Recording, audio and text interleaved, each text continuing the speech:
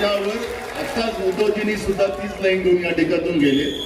आमच्या सगळ्यांचं एक मत आहे, आपण ज्या पद्धतीने सांगितलं की आमचा जो मॅनिफेस्टो तयार होणार त्या मॅनिफेस्टोमध्ये पण आम्ही जुन्या पेन्शनचा उल्लेख करू आणि पहिल्या कॅबिनेटमध्ये आम्ही हा निर्णय घेऊ। न्याय हक्काचा जो काही लढा तुम्ही उभा केलेला आहे त्याच्यामध्ये मी तुम्हाला वचन देतो की आपलं सरकार आल्यानंतर तुम्हाला हवी असलेली जुनी पेन्शन योजना जशीच्या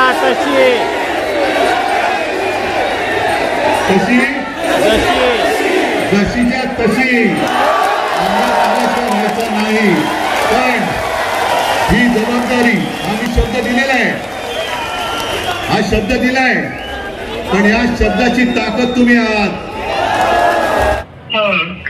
शरद पवार बोलतोय जुन्या पेन्शनचा प्रश्न महाराष्ट्रामध्ये सगळीकडे आहे। माझ्या माहितीप्रमाणे तुम्ही लोकांनी गेले 6 दिवसाच्या पूर्वी एक संघर्ष सुरू केला आणि सुरू केलं। धन्यवाद साहेब। फक्त आमची सर्व पेन्शन शिलेदारांची आपल्याकडून एवढीच अपेक्षा आहे की येणाऱ्या निवडणुकीच्या संदर्भामध्ये जे पक्षीच्या जाहीरनाम्यामध्ये आपण जुनी पेन्शनचा विषय घेऊन आम्हाला निश्चित तसं आश्वासित करावं अशी आपणास विनंती आहे साहेब।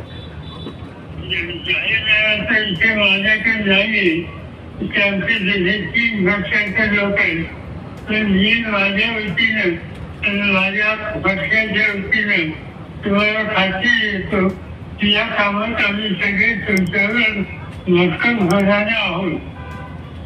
त्यासाठी सुद्धा बोलायला की स्वतः इनकेची वेळ मिळाल्यानंतर आणि माझ्यावर आपले खासदार येतील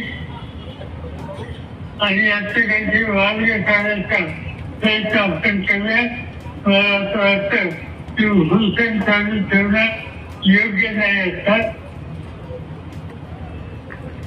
धन्यवाद साहेब, धन्यवाद साहेब। आपण जे आम्हाला आश्वासित केलं, आम्हाला जो धीर दिला त्याबद्दल आम्ही सर्व संघटनेच्या वतीनं आपला खूप खूप धन्यवाद देतोय, आभार मानतो साहेब।